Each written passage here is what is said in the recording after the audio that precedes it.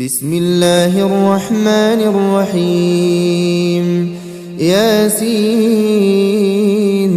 والقرآن الحكيم إنك لمن المرسلين على صراط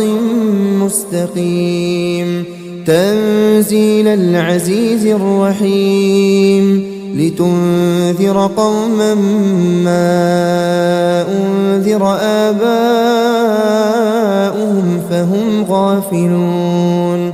لقد حق القول على أكثرهم فهم لا يؤمنون إنا جعلنا في أعناقهم أغلالا فهي إلى الأذقان فهم مقمحون وجعلنا من بين أيديهم سدا ومن خلفهم سدا فأغشيناهم فهم لا يبصرون وسواء عليهم أأنذرتهم أم لم تنذرهم لا يؤمنون إنما تنذر من اتبع الذكر وخشي الرحمن بالغيب فبشره بمغفرة وأجر كريم إنا نحن نحيي الموتى ونكتب ما قدموا وآثارهم وكل شيء أحصيناه في إمام مبين واضرب لهم مثلا أصحاب القرية إذ جاءها المرسلون إذ أرسلنا إليهم اثنين فكذبوهما فعززنا بثالث فقالوا إنا إليكم مرسلون قالوا ما أنتم إلا بشر مثلنا وما أنزل الرحمن من شيء إن أنتم إلا تكذبون قالوا ربنا يعلم إنا إليكم لمرسلون وما علينا إلا البلاغ المبين قالوا إنا تطيرنا بكم لئن لم تنتهوا لنرجمنكم وليمسنكم منا عذاب أليم قالوا طائركم معكم أئن ذكرتم بل أنتم قوم مسرفون وجاء من أقصى المدينة رجل يسعى قال يا قوم اتبعوا المرسلين اتبعوا من لا يسألكم أجرا وهم مهتدون وما لي لا أعبد الذي فطرني وإليه ترجعون أأتخذ من دونه آلهة إن يردني الرحمن بضر لا تغن عني شفاعتهم شيئا ولا ينقذون إني إذا لفي ضلال مبين إني آمنت بربكم فاسمعون قيل ادخل الجنة قال يا ليت قومي يعلمون بما غفر لي ربي وجعلني من المكرمين وما أنزلنا على قومه من بعده من جند من السماء وما كنا منزلين إن كانت إلا صيحة واحدة فإذا هم خامدون يا حسرة على العباد ما يأتيهم من رسول إلا كانوا به يستهزئون ألم يروا كم أهلكنا قبلهم من القرون أنهم إليهم لا يرجعون وإن كل لما جميع لدينا محضرون وآية لهم الأرض الميتة أحييناها وأخرجنا منها حبا فمنه يأكلون وجعلنا فيها جنات من نخيل وأعناب وفجرنا فيها من العيون ليأكلوا من ثمره وما عملته أيديهم أفلا يشكرون سبحان الذي خلق الأزواج كلها مما تنبت الأرض ومن أنفسهم ومما لا يعلمون وآية لهم الليل نسلخ منه النهار فإذا هم مظلمون والشمس تجري لمستقر لها ذلك تقدير العزيز العليم والقمر قدرناه منازل حتى عاد كالعرجون القديم لا الشمس ينبغي لها أن تدرك القمر ولا الليل سابق النهار وكل في فلك يسبحون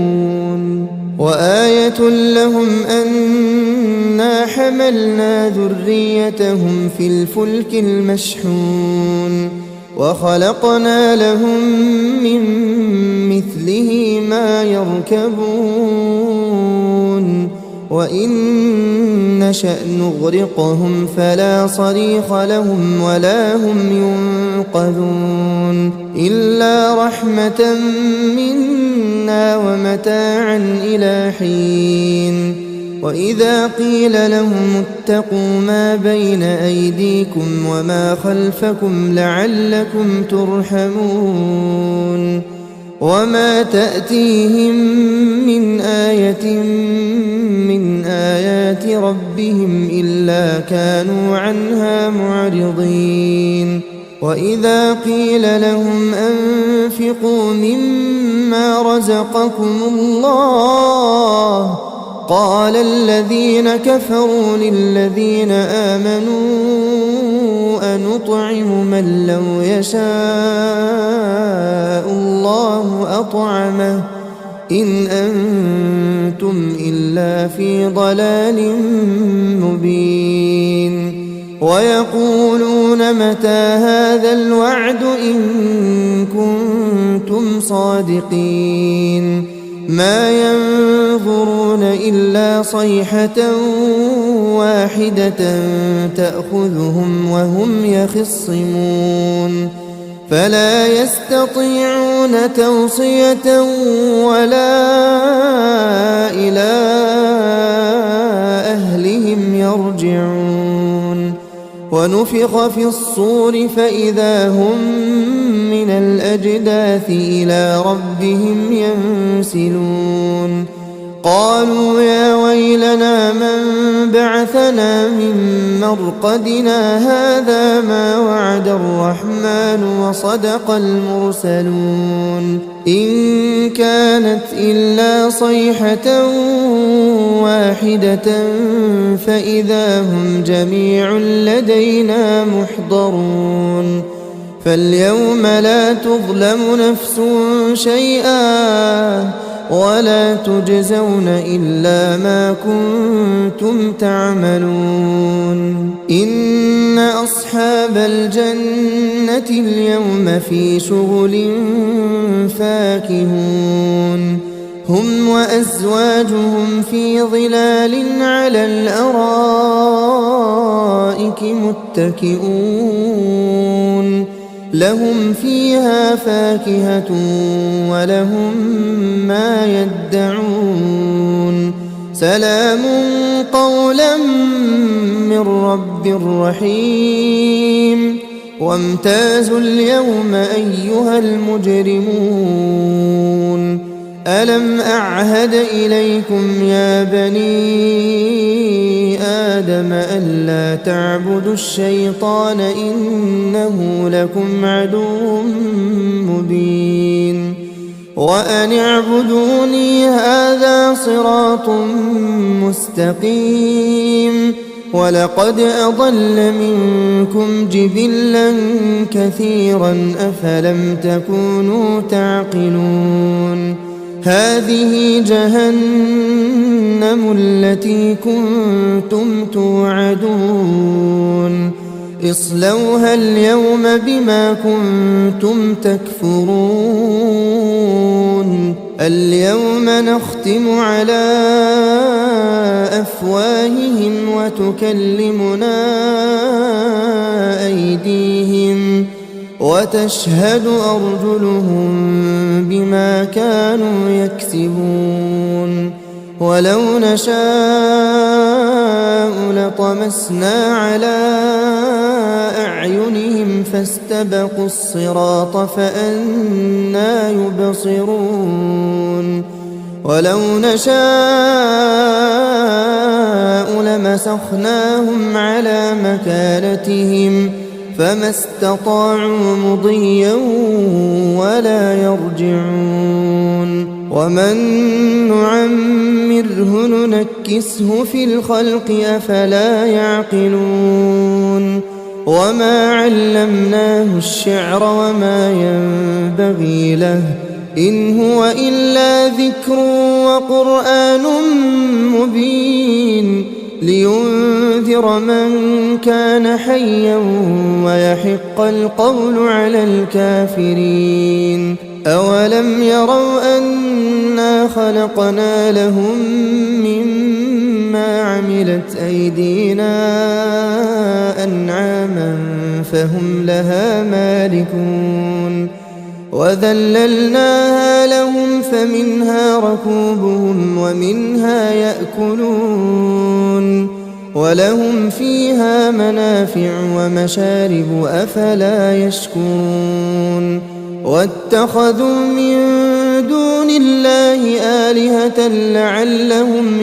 ينصرون لا يستطيعون نصرهم وهم لهم جند محضرون فلا يحزنك قولهم إنا نعلم ما يسرون وما يعلنون أولم ير الإنسان أنا خلقناه من نطفة فإذا هو خصيم مبين وضرب لنا مثلا ونسي خلقه قال من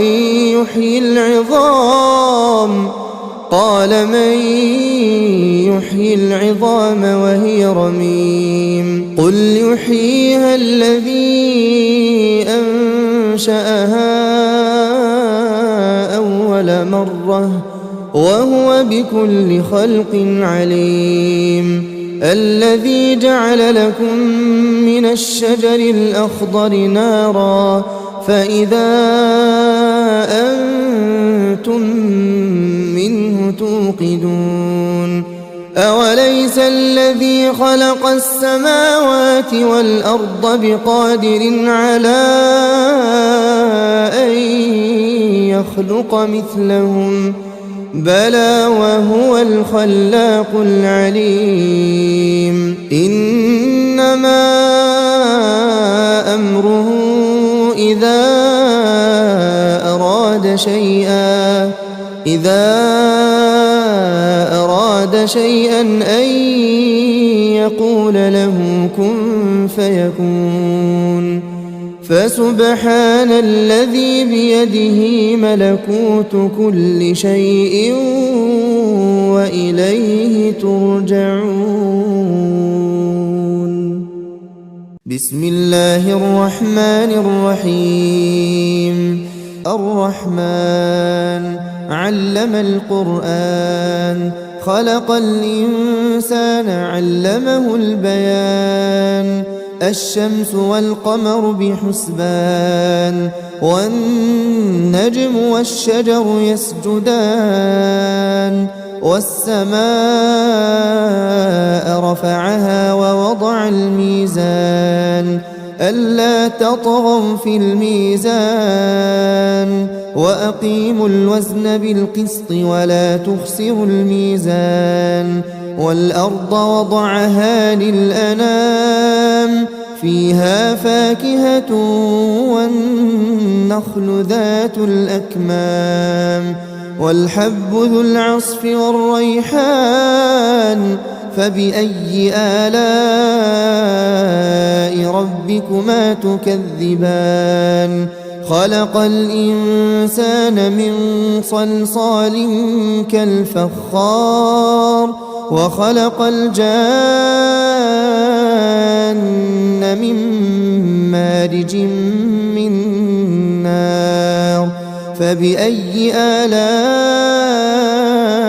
ربكما تكذبان رب المشرقين ورب المغربين فبأي آلاء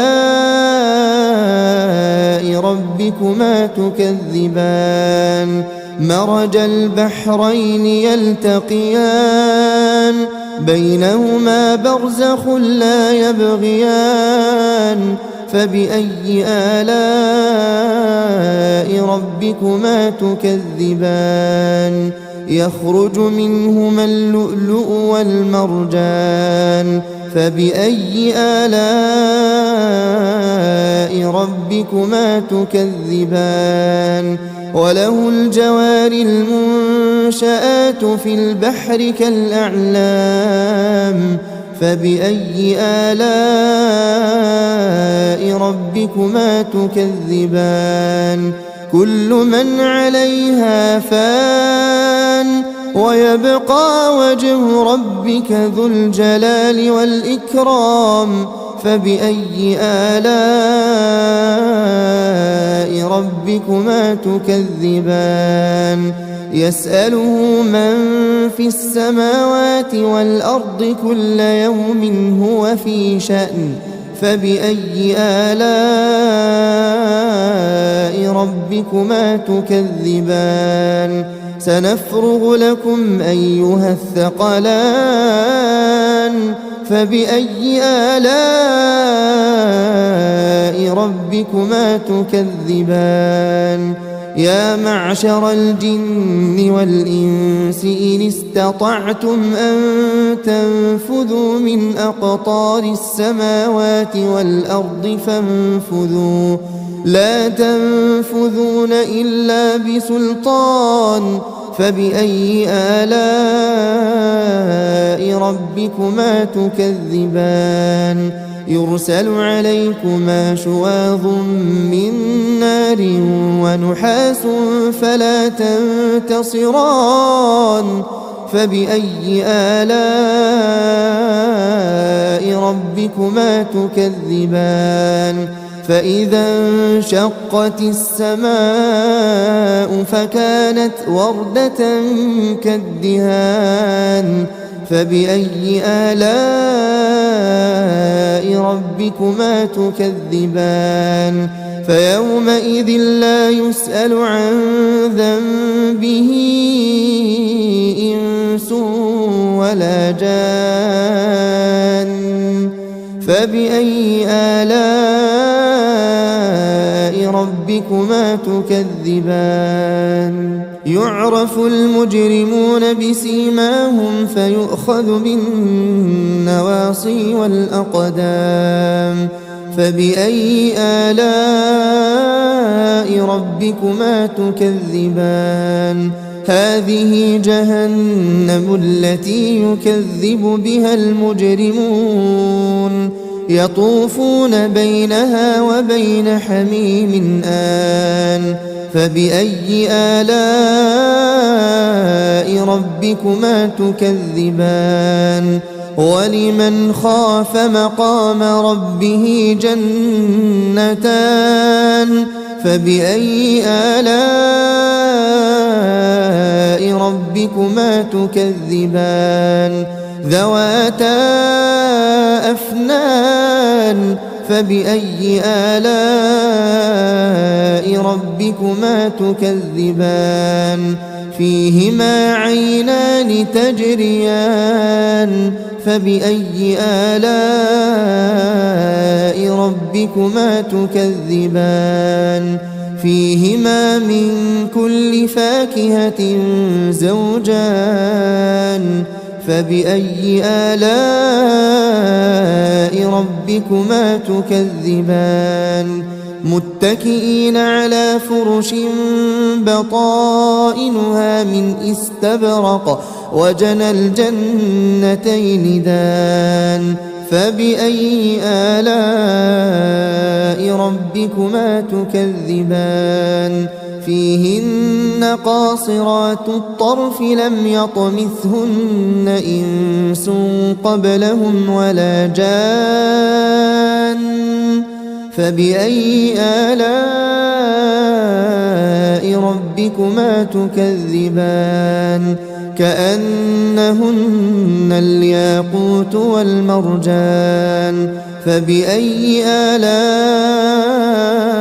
ربكما تكذبان هل جزاء الإحسان إلا الإحسان فبأي آلاء ربكما تكذبان ومن دونهما جنتان فبأي آلاء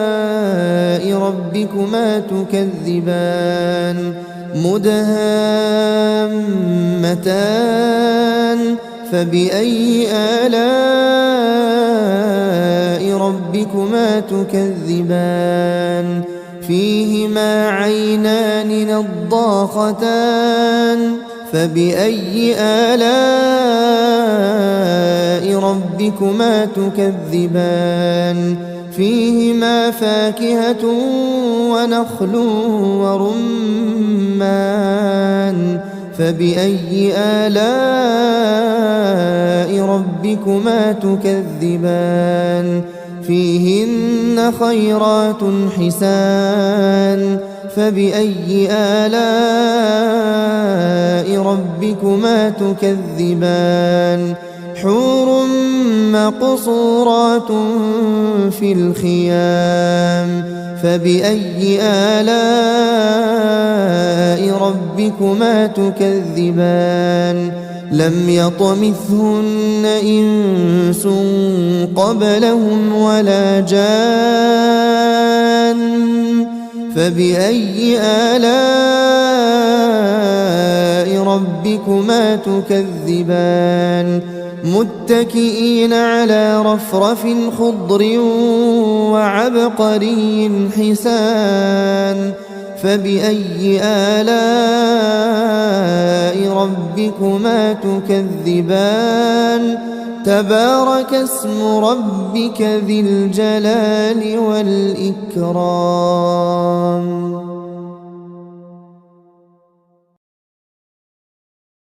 بسم الله الرحمن الرحيم. إذا وقعت الواقعة ليس لوقعتها كاذبة خافضة رافعة إذا رجت الأرض رجا وبست الجبال بسا فكانت هباء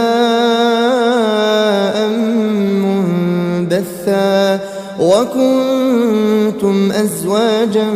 ثلاثة فأصحاب الميمنة ما أصحاب الميمنة وأصحاب المشأمة ما أصحاب المشأمة والسابقون السابقون أولئك المقربون في جنات النعيم ثلة من الأولين وقليل من الآخرين على سرر موضونة متكئين عليها متقابلين يطوف عليهم ولدان مخلدون بأكواب وأباريق وكأس من معين لا يصدعون عنها ولا ينزفون وفاكهة مما يتخيرون ولحم طير مما يشتهون وحور عين كأمثال اللؤلؤ المكنون جزاء بما كانوا يعملون لا يسمعون فيها لغوا ولا تأثيما إلا قيلا سلاما سلاما وأصحاب اليمين ما أصحاب اليمين في سدر مخضود وطلح منضود وظل ممدود وماء مسكوب وفاكهة كثيرة لا مقطوعة ولا ممنوعة وفرش مرفوعة إنا أنشأناهن إنشاء فجعلناهن أبكارا عربا أترابا لأصحاب اليمين ثلة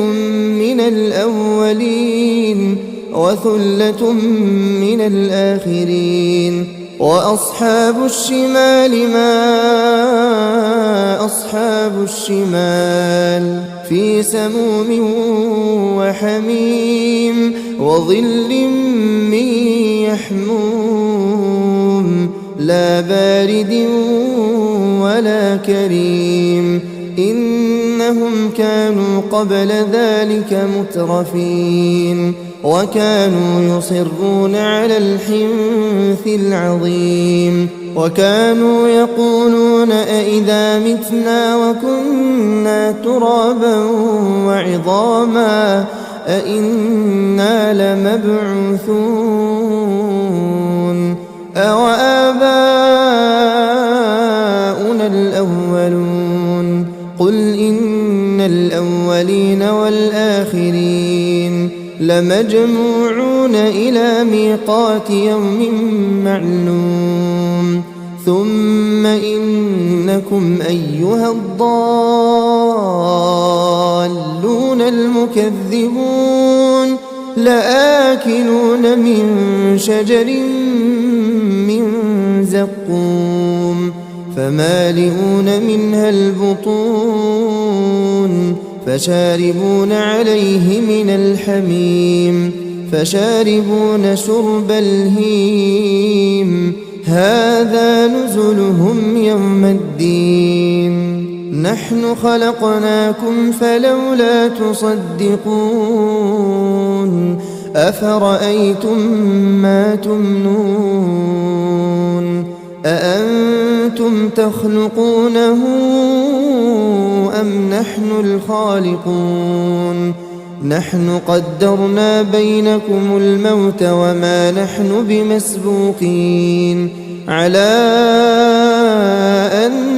نبدل أمثالكم وننشئكم فيما لا تعلمون ولقد علمتم النشأة الأولى فلولا تذكرون أفرأيتم ما تحرثون أأنتم تزرعونه أم نحن الزارعون لو نشاء لجعلناه حطاما فظلتم تفكهون إنا لمغرمون بل نحن محرومون أفرأيتم الماء الذي تشربون أأنتم أنزلتموه من المزن أم نحن المنزلون لو نشاء جعلناه أجاجا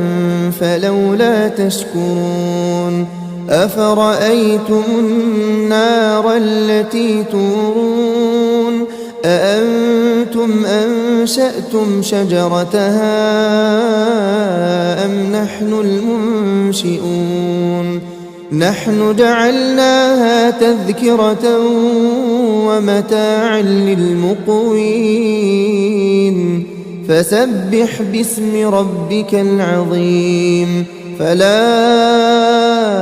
أقسم بمواقع النجوم وإنه لقسم لو تعلمون عظيم إنه لقرآن كريم في كتاب مكنون لا يمسه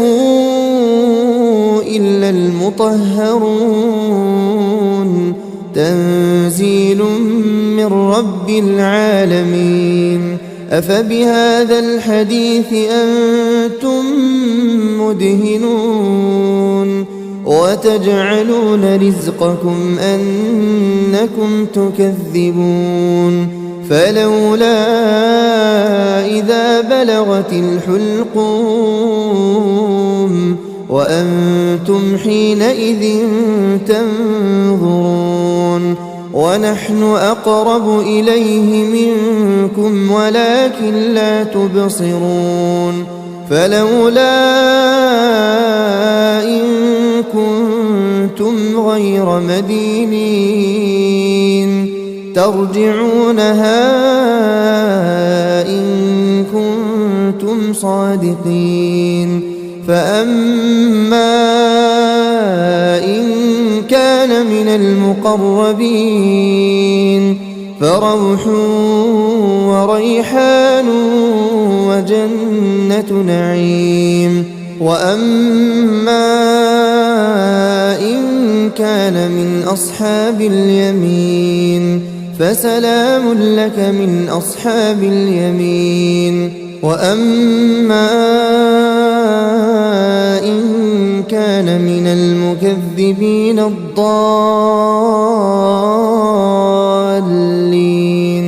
فنزل من حميم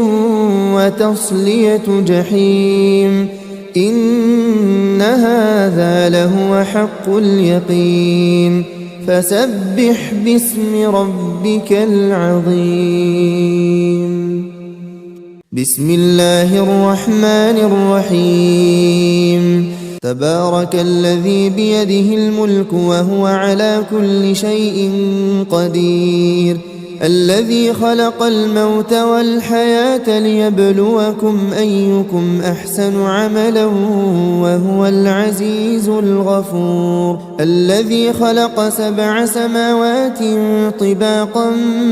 ما ترى في خلق الرحمن من تفاوت فارجع البصر هل ترى من فطور ثم ارجع البصر كرتين ينقلب إليك البصر خاسئا وهو حسير ولقد زينا السماء الدنيا بمصابيح وجعلناها رجوما للشياطين وأعتدنا لهم عذاب السعير وللذين كفروا بربهم عذاب جهنم وبئس المصير إذا ألقوا فيها سمعوا لها شهيقا وهي تفور تكاد تميز من الغيظ كلما ألقي فيها فوج سألهم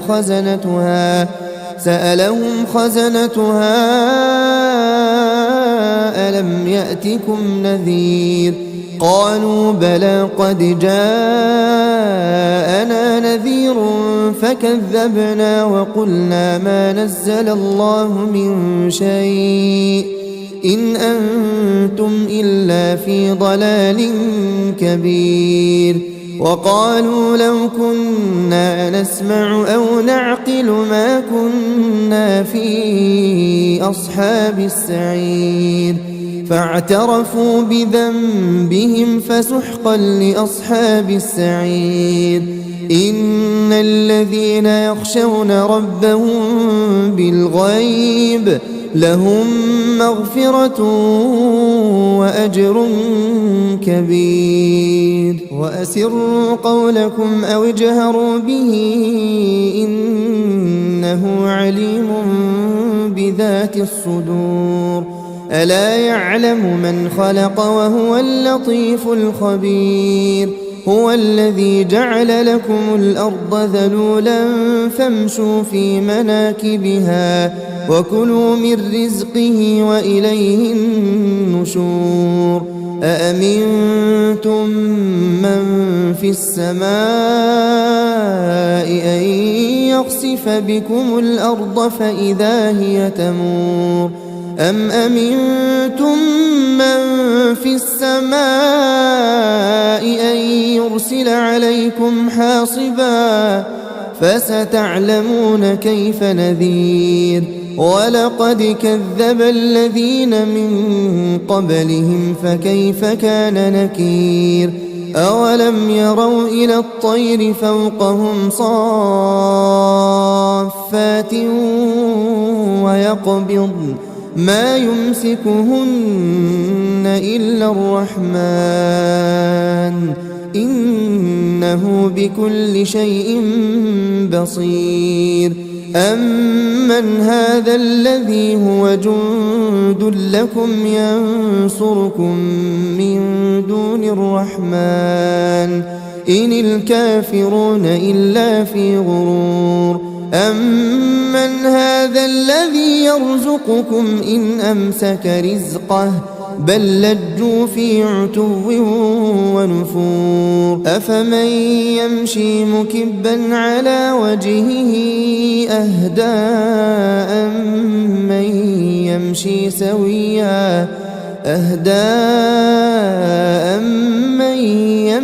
سويا على صراط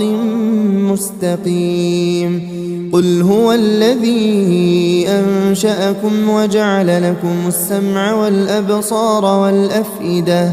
قليلا ما تشكرون قل هو الذي ذرأكم في الأرض وإليه تحشرون ويقولون متى هذا الوعد إن كنتم صادقين قل إنما العلم عند الله وإنما أنا نذير مبين فلما رأوه زلفة سيئت وجوه الذين كفروا وقيل هذا الذي كنتم به تدعون قل أرأيتم إن أهلكني الله ومن معي أو رحمنا فمن يجير الكافرين من عذاب أليم قل هو الرحمن آمنا به وعليه توكلنا فستعلمون من هو في ضلال مبين قل أرأيتم إن أصبح ماؤكم غورا فمن يأتيكم بماء